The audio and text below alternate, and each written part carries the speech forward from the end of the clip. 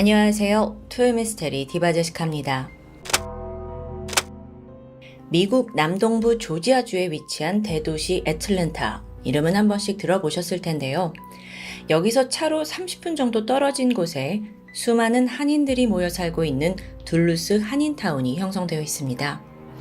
한국인들이 좋아하는 김치와 라면 이런 거 파는 한인마트도 있고요. 또 한식당과 다양한 상점들이 밀집해 있죠. 뿐만 아니라 이 한국 문화를 좋아하는 외국인들도 종종 찾아서 가라오케, 당구장, 술집 이런 유흥업소도 밤늦게까지 상권이 활발합니다. 그 상점들 중에 날마다 좋은 날이라는 주점도 한인타운에 있었습니다. 위치가 아주 좋은 곳에 있었는데요. 이 가게 바로 옆에 그 대형 한인마트가 있어서 트래픽이 많잖아요. 그러니까 늘 문전성시를 이뤘죠. 그러던 2011년 12월 8일 아침 7시쯤입니다. 주민 한 명이 은행 ATM 기기를 이용하기 위해서 이 쇼핑센터 주차장을 들어오게 되거든요. 차에서 내려서 기계 쪽으로 향하던 그때 저기에 피를 흘리고 쓰러진 남성을 발견한 거예요. 무슨 일이야 하고 즉각 다가가는데 보니까 희미하지만 아직 의식이 남아 있습니다. 황급히 911에 신고하고 병원으로 옮겼는데 그는 이송 직후 사망하고 말았죠. 사인은 과다출혈로 인한 쇼크입니다. 몸 곳곳에서 날카로운 흉기에 찔린 상처가 보여요. 특히나 주요 급소인 목 부위에 상처가 집중되었습니다. 이건 누가 봐도 명백한 살인사건이죠. 그렇다면 피해자는 누구일까요? 바로 32살의 한인 남성 고광희 씨였습니다. 수사가 시작이 되는데 경찰이 머지않아 난관에 부딪혀요. 그 이유는 크게 두 가지인데 먼저 조사를 해보니까 이 피해자 고 씨가 전날 날마다 좋은 날 이 주점에서 새벽 6시까지 술을 마셨다라는 사실이 확인됐습니다. 여기에 문제가 있는 거죠. 왜냐면 이 지역에서는 법적으로 새벽 1시 반까지만 술집 영업이 허용이 되거든요. 그럼 이 주점이 불법으로 영업을 한 게 드러난 거죠. 근데 이게 왜 수사에 방해가 되냐?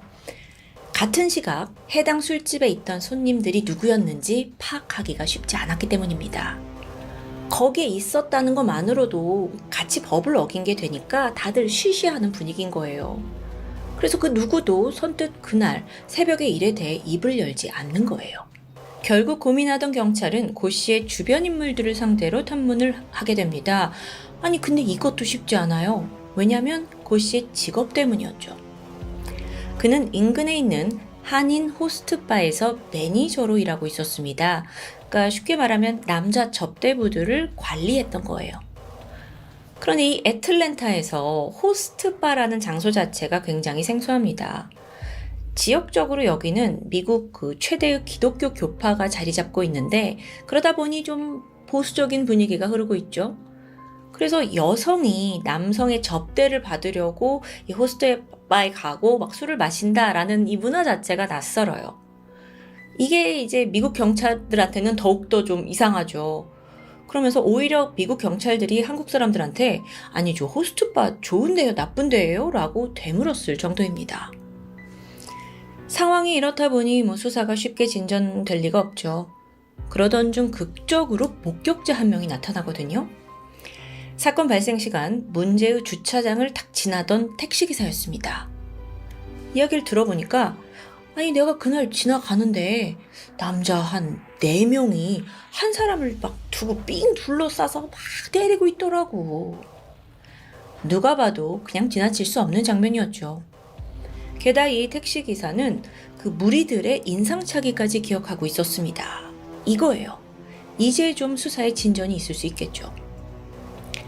한편 경찰은 그 날마다 좋은 날 그 주점 사장 백 씨를 소환을 했고 그 새벽 시간에 불법으로 운영한 건 맞는데 어쨌든 그 술집에 왔던 단골 누구냐 막 이렇게 이제 신문을 하던 중에 어느 정도 윤곽을 잡게 돼요. 보니까 주로 인근 한인 업소에서 일하던 직원들이었습니다. 그들 역시 밤늦게 불법 영업을 끝내고 스트레스 풀러 또다시 이 주점을 종종 찾았다고 해요. 그래서 여기까지 파악한 애틀랜타 경찰은 한인 업소 전체를 대상으로 대대적인 단속을 벌이게 됩니다. 그렇게 사건으로부터 5일 후 마침내 용의자 중 일부의 정체가 밝혀집니다. 그들은 한인 주점에서 일하던 종업원 36살 신동호와 31살 이승원이었습니다. 뒤이어 함께 있던 일행 26살 강연태까지 자수를 하면서 무리 4명 중에 총 3명을 체포하게 되죠. 그런데 이 셋이 하나같이 그 피해자 고 씨를 찌른 게 본인들은 절대 아니라는 거예요. 그러면서 한결같이 지목한 범인은 바로 아직 붙잡히지 않은 나머지 한 명, 25살의 박동수였습니다. 과연 진실은 무엇일까요? 그래 도대체 얘네들 다 무슨 관계야?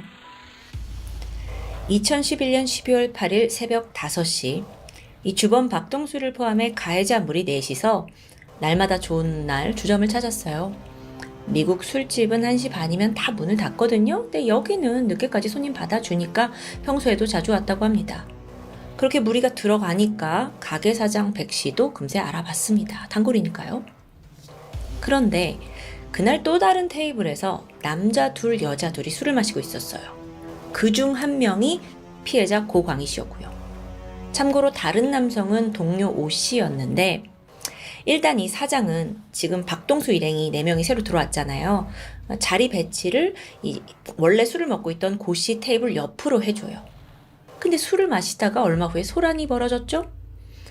먼저 온 이 고 씨 일행과 새로 온 박 씨 일행 사이에서 서로 야이씨 하고 목소리가 커지더니 욕을 하고 급기야 서로 뒤엉켜서 막 몸싸움까지 일어납니다. 발단은 좀 유치했어요. 다들 술에 취해서 야, 너 기분 나쁘게 뭘 쳐다봐? 그냥 여기서 시작된 거예요. 사장이 나와서 아니 같은 한국인끼리 왜 이러냐며 막 싸움을 적극적으로 중재했죠. 그 덕에 좀 잠잠해지는 듯 했습니다. 그러다 얼마 후 박동수 일행이 먼저 일어나서 담배를 피우러 식당 주차장으로 나가요. 잠시 후 새벽 6시 반쯤이었는데 앉아있던 고 씨 일행 또한 계산 다 하고 식당을 나서게 되죠. 나가보니까 마침 주차장에서 이 무리가 다시 맞닥뜨리게 된 겁니다. 이들에겐 여전히 좀 앙금이 남아있었어요. 좋게 보내줄 리 없었죠. 양쪽 서로를 향해서 막 비아냥거리고 욕설을 합니다. 그러다가 피해자 고 씨 쪽 일행 4명이 그 여자 둘 남자 둘이 먼저 차에 올라타서 주차장을 떠나요. 당시 여성들은 뒤에 타라고 하고 고 씨는 조수석에 앉고 동료 오 씨가 운전을 하게 된 거죠. 근데 이때 이제 박 씨 일행이 와서 딱 차를 막아요. 그러니까 운전자 오 씨가 아씨 왜 저래 하면서 차를 약간 위협하듯 가속 페달을 밟은 겁니다. 그리고 이게 고의인지 실수인지 모르지만 차가 약간 앞으로 나가면서 그 앞에 있던 박동수가 부딪혀 넘어지고 만 거예요. 바로 이 순간 양쪽에 스파크가 튀고 말았죠. 상황이 갑자기 걷잡을 수 없었습니다. 네가 지금 나 쳤어? 하면서 박 씨가 막 넘어졌고 일행들 다 흥분하고 죽여버린다 어쩐다 하면서 차문을 열고 이 오 씨와 이 고 씨 두 사람을 막 끌어내리려고 했어요. 특히나 이때 쓰러져 있던 박 씨, 그러니까 차에 부딪힌 박 씨는 조수석을 열어서 거기에 있던 고 씨, 피해자 고 씨와 몸싸움을 벌입니다. 근데 이러면 지금 고 씨가 약간 수적으로 밀리잖아요. 그러니까 나머지 일행이 막 다 달려 들어가지고 폭행에 가담하니까요. 그럼 이때 옆에 있던 운전석에 있던 오 씨는 뭐를 하고 있었냐? 막 겁을 먹고 있는데 옆에서 일행들이 그 조수석에 있던 고 씨 끌어내리고 하니까 오 씨는 그대로 차를 몰고 뒤에 여성들만 채운 채 도주합니다. 아니 그럼 지금 여기에 고 씨만 남게 되잖아요. 겁이 난 그도 막 얘네 지금 박 씨 일행을 피해서 다른 쪽으로 막 도망을 갔죠. 하지만 이때 극도로 흥분한 박동수가 미친 듯이 그를 쫓아가더니 품 안에서 칼을 꺼내요. 바로 고 씨에게 달려들더니 목과 허리, 어깨를 그냥 마구잡이로 수차례 찔렀죠. 고 씨는 제대로 저항도 하지 못한 채 쓰러졌고 그제서야 박 씨 일행도 정신이 들었습니다. 야, 너 지금 무슨 짓이야? 너 지금 얘 찌른 거야? 이때 고 씨는 피를 흘리면서 신음하고 있었어요. 근데 일행이 지금 이게 너무 갑작스럽잖아요. 그래서 그를 그냥 주차장에 둔 채 얘네들도 다 도주해버린 거죠. 자, 여기까지가 그 3명의 가해자와 또 주점사장 백 씨의 진술이었습니다. 이 진술을 다 종합하면 살인의 주범은 박동수입니다. 차에 부딪힌 사람이요. 하지만 그는 사건 발생 다음 날인 12월 9일 이미 한국으로 도주한 상태였어요. 지금 어쩌질 못하죠. 남은 3명은 일관되게 우리는 몸싸움은 했지만 흉기를 사용하지도 않았고 고광이를 찌르지도 않았다고 말하고요. 자, 그럼 당연히 수사의 화살이 박동수한테 쏠려요. 근데 한국으로 도망갔다? 검거 쉽지 않죠? 근데 여러분 생각해보세요. 미국 경찰 입장에서 이 사건, 와, 진짜 불법적인 것도 너무 많은데 그것도 외국인들, 지들 한국인들끼리 살인사건이야. 바꿔 말하면요, 여러분. 한국에 있는 어디 술집에서 필리핀 사람들끼리 싸우다가 뭐 죽였고 한 명은 필리핀으로 도망갔어요. 이걸 국내 경찰이 막 적극적으로 나서기가 좀 그랬을 수 있죠. 그냥 아무래도 자국민들이 아니니까 이해되시죠? 그래서 미국 경찰도 그때부터 뭐 어떻게 하면서 너무 적극적인 모습을 보이지 않아요. 결국 그 누구도 법의 심판을 받지 못한 채 이 사건은 점점 잊혀져 갔죠. 그러던 어느 날 이 사건에 대해 알고 있던 이제 미주 한인 사회에서 항해의 목소리가 하나둘 터져 나옵니다. 아니, 범인이 누군지 아는데도 이렇게 수사를 안 하는 게 맞냐는 거예요. 또 동시에 자성의 움직임도 보였죠. 애초부터 이 한인들이 불법 시간대에 운영한 주점에서 난 사건이니까요. 그러니까 약간 불법적으로 좀 캥기는 게 있으니까 경찰한테 막 적극적으로 수사해달라고 하기도 좀 그런 거예요. 그래서 애틀랜타 한인회에서는 자발적으로 불법 영업 단속을 시작합니다. 위상이 좀 떨어지는 걸 막아보고자 한 거죠. 이런 노력 끝에 사건이 다시 수면 위로 떠올랐어요.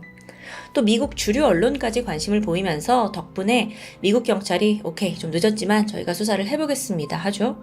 그리고 일단 한국에 정식으로 범죄인 인도를 요청합니다. 네, 여러분, 이 시점이 언제였냐면요.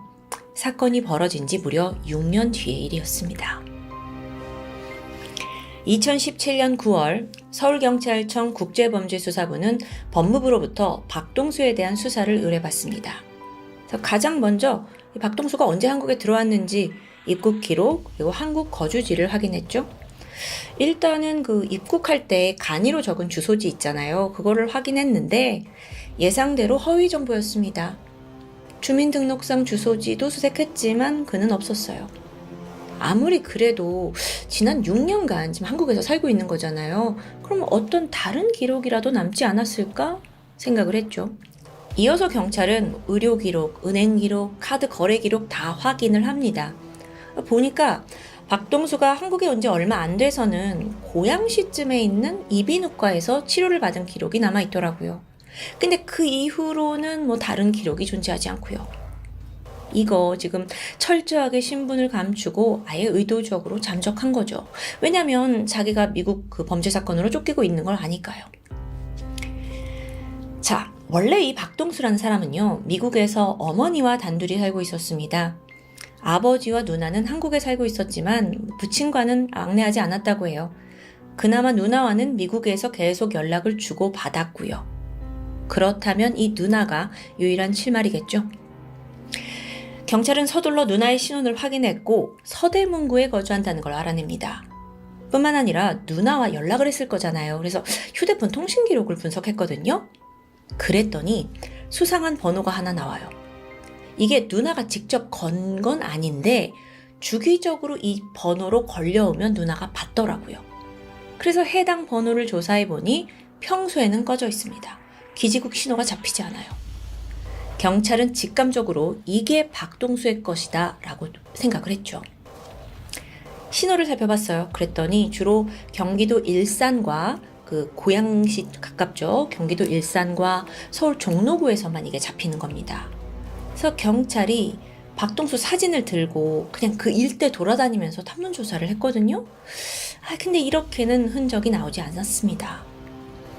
그러다가 2017년 11월 갑자기 이 핸드폰이 1시간 단위로 켜졌다 꺼졌다 켜졌다 꺼졌다 이걸 반복하는 거예요.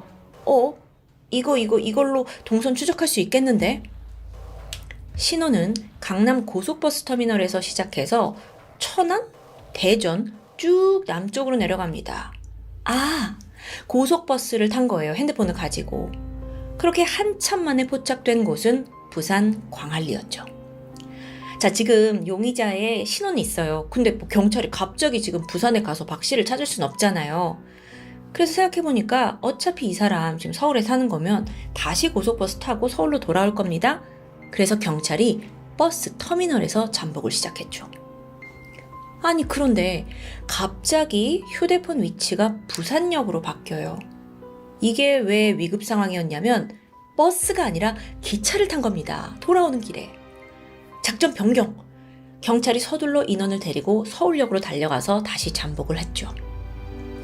2017년 11월 27일 서울경찰청 국제범죄수사대는 기차를 타고 서울역에 도착한 박동수를 검거한 데 성공합니다.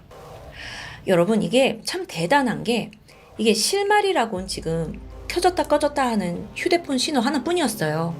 그걸 실시간으로 따라가면서 추정을 하고 동선을 따라가면서 잡은 거죠. 이게 한국에서 수사가 시작된 지 40일 만의 쾌거였습니다. 그렇게 박동수의 6년간 도피 행각도 끝이 났고요. 알고 보니 박동수, 그동안 신분을 속이고 나름 한국에서 잘 정착하고 살아가고 있었습니다. 종로구에 있는 보험사에서 콜센터 직원으로 일했더라고요. 하지만 이제 법의 심판을 받아야 할 차례죠. 한국 경찰이 미국에다가 박동수의 신병을 인도했어요. 2019년 6월 사건 발생 8년 만에 재판이 시작되었죠. 이 재판에는요, 20명이 넘는 굉장히 다양한 증인들이 이제 송환이 되거든요. 뭐 거기에는 가게 사장 백 씨도 있고, 또 박동수랑 같이 있던 일행들도 있고, 목격자 택시기사도 있고, 또 현장 감식한 CSI 요원도 있고. 자, 이들 모두가 네, 박동수가 범인입니다 라고 지목하고 있는데 불리한 상황이에요. 하지만 박동수는 아주 당당하게도 살인을 부인합니다. 뭐냐? 당신들 내가 찔렀다는 증거 있어? 이거예요. 실제로 그가 피해자 고 씨를 찔렀다는 건 공범 3명의 증언만 있을 뿐입니다. 가게 사장 백 씨는 주차장에서의 상황은 전혀 보지 못했어요. 그리고 목격자 택시기사도 오히려 박동수가 차에 치여서 쓰러지는 장면을 봤다고 언급했고요. 여기서 바로 변호사가 주장을 하길, 아니 봐라, 이 박동수가 막 차에 치였는데 어떻게 바로 일어나서 고 씨를 막 끌어내고 살해했을 수 있냐? 이건 말이 안 된다 라고 반박하는 겁니다.